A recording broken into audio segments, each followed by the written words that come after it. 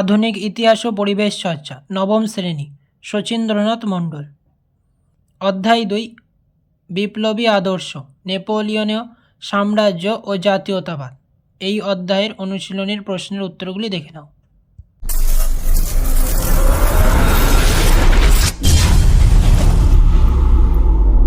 বিভাগ ক, বহু বিকল্প ভিত্তিক প্রশ্ন, এমসিকিউ। 1, সঠিক উত্তরটি বেছে নিয়ে লেখো। প্রশ্ন 1, বিপ্লবের সন্তান বলা হয় ড্যাশকে? উত্তর হবে সি, নেপোলিয়নকে। প্রশ্ন 2, পূর্ব ইউরোপের শোকাহত জাতীয়তাবাদের কেন্দ্র হল? উত্তর হবে বি, পোল্যান্ড। প্রশ্ন 3, নেপোলিয়ন ছিলেন? উত্তর হবে সি, জ্যাকোবিনপন্থী। প্রশ্ন 4, কোড নেপোলিয়ন রচনা করেন? উত্তর হবে এ, 4 জনে। প্রশ্ন 5, কনকর্ডাটের মাধ্যমে খুশি হন? উত্তর হবে এ, পোপ। প্রশ্ন 6, আধুনিক ফ্রান্সের সিজার বলা হয় ড্যাশকে? উত্তর হবে সি, নেপোলিয়নকে। প্রশ্ন 7, টিলজিটের সন্ধি কবে স্বাক্ষরিত হয়েছিল? উত্তর হবে এ, 1807 খ্রিস্টাব্দে। প্রশ্ন 8, স্পেনের ক্ষতই ধ্বংস করেছে ড্যাশকে? উত্তর হবে বি, নেপোলিয়নকে। প্রশ্ন 9, চতুর্থ শক্তিজোট গঠিত হয়েছিল ড্যাশ? উত্তর হবে 1813 খ্রিস্টাব্দে।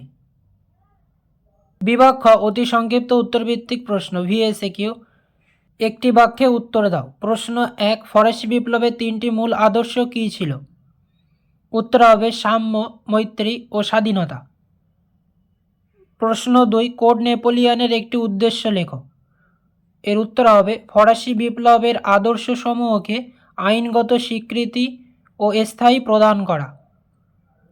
প্রশ্ন 3, নেপোলিয়ন ডাইরেক্টরির শাসন কবে গড়ে তোলেন? উত্তর হবে 1795 খ্রিস্টাব্দে। প্রশ্ন 4, কাদের মধ্যে টলেন্টিনোর সন্ধি স্বাক্ষরিত হয়েছিল? উত্তর হবে নেপোলিয়নের সঙ্গে পোপ ষষ্ঠ পায়ার।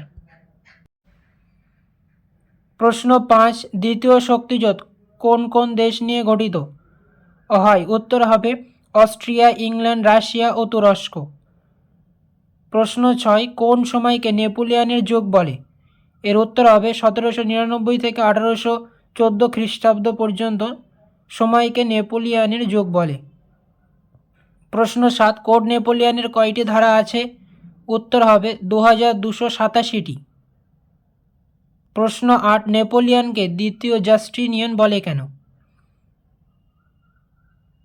এর উত্তর হবে নেপোলিয়নকে দ্বিতীয় জাস্টিনিয়ান বলা হয় মূলত তাঁর প্রবর্তিত আইন সংহিতা বা কোড নেপোলিয়নের জন্য। প্রশ্ন 9, বার্লিন ডিক্রি 1806 কেন জারি হয়েছিল? উত্তর হবে পর্তুগালকে ইংল্যান্ডের বাণিজ্যকে ছিন্ন করতে। প্রশ্ন 10, পেনিনসুলার যুদ্ধের সময়কাল উল্লেখ করো। উত্তর হবে 1809 খ্রিস্টাব্দ। প্রশ্ন 11, কোন অভিযানে নেপোলিয়নের গ্র্যান্ড আর্মি ক্ষতিগ্রস্ত হয়েছিল? উত্তর হবে মস্কো অভিযানে। প্রশ্ন 12, কোন অভিযানকে নেপোলিয়নের সাম্রাজ্যবাদের শ্বেত সঙ্গীত বলা হয়? উত্তর হবে মস্কো অভিযানকে। বি, সত্য বা মিথ্যা নিরূপণ করো। প্রশ্ন 1, নেপোলিয়ন ফরাসি বিপ্লবের কোনো আদর্শ মানতেন না। উত্তর হবে মিথ্যা। প্রশ্ন 2, 300টি ছোট রাষ্ট্র নিয়ে রাইন রাষ্ট্রসংঘ নেপোলিয়ন গঠন করেন। উত্তর হবে মিথ্যা। প্রশ্ন 3, নেপোলিয়ন বোনাপার্ট কর্সিকা দ্বীপে জন্মগ্রহণ করেন। উত্তর হবে সত্য। প্রশ্ন 4, ইউরোপের 13টি জাতিরাষ্ট্র মিলে লিপজিগের যুদ্ধ করেছিল। উত্তর হবে সত্য। প্রশ্ন সি, সঠিক শব্দটি বেছে নিয়ে শূন্যস্থান পূরণ করো। প্রশ্ন 1, ফ্রান্সে ডাইরেক্টরের শাসন শুরু হয় ড্যাশ খ্রিস্টাব্দে? শূন্যস্থানে বসবে 1795 খ্রিস্টাব্দে। প্রশ্ন 2, কোড নেপোলিয়নে ড্যাশটি ধারা আছে? উত্তর হবে 2287টি ধারা আছে। প্রশ্ন 3, মুকুটধারী জ্যাকোবিন হলেন ড্যাশ, শূন্যস্থানে বসবে নেপোলিয়ন বোনাপার্ট। প্রশ্ন 4, নেপোলিয়ন মারা যান ড্যাশ, উত্তর হবে সেন্ট হেলেনা দ্বীপে। প্রশ্ন ডি, স্তম্ভ মেলাও। 1, কনসুলেটের শাসন, উত্তর হবে সি 1799 খ্রিস্টাব্দ। প্রশ্ন 2, শত দিবসের শাসন, উত্তর হবে ডি 1815 খ্রিস্টাব্দ। প্রশ্ন 3, টিলজেটের সন্ধি, উত্তর হবে বি 1807 খ্রিস্টাব্দ। প্রশ্ন 4, গ্র্যান্ড আর্মি, উত্তর হবে এ রাশিয়া। প্রশ্ন 1, রাইন রাষ্ট্রসংঘ, উত্তর হবে ডি জার্মানি। প্রশ্ন 2, মহাদেশীয় অবরোধ, উত্তর হবে এ ইংল্যান্ড। প্রশ্ন 3, উপদ্বীপের যুদ্ধ, উত্তর হবে বি স্পেন। প্রশ্ন 4, পোড়ামাটি নীতি, উত্তর হবে সি রাশিয়া। ই, নিচের বিবৃতির সঠিক ব্যাখ্যাটি নির্ণয় করো। 1, বিবৃতি, নেপোলিয়নকে বলা হয় বিপ্লবের সন্তান। ব্যাখ্যা 1, তিনি বিপ্লবের আদর্শে বিশ্বাসী ছিলেন। ব্যাখ্যা 2, ফরাসি বিপ্লবের ভাবধারায় তিনি বিশ্বাসী। ব্যাখ্যা 3, বিপ্লবের ভূমি থেকে তাঁর জন্ম।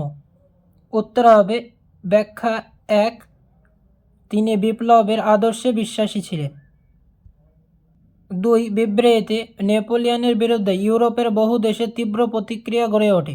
ব্যাখ্যা 1, তিনি বহু শাসককে হত্যা করেছিলেন। ব্যাখ্যা 2, তিনি ইউরোপ দখলের চেষ্টা করেছিলেন। ব্যাখ্যা 3, ফরাসি সাম্রাজ্য বিস্তারের মাধ্যমে বহু রাজবংশের অবসান ঘটাচ্ছিলেন।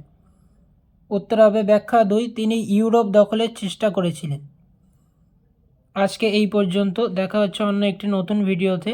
যদি ভিডিওটি ভালো লেগে থাকে অবশ্যই লাইক, কমেন্ট এবং শেয়ার করবে। আর প্রশ্নমান 2 এর উত্তরগুলি পেতে অবশ্যই কমেন্ট করবে।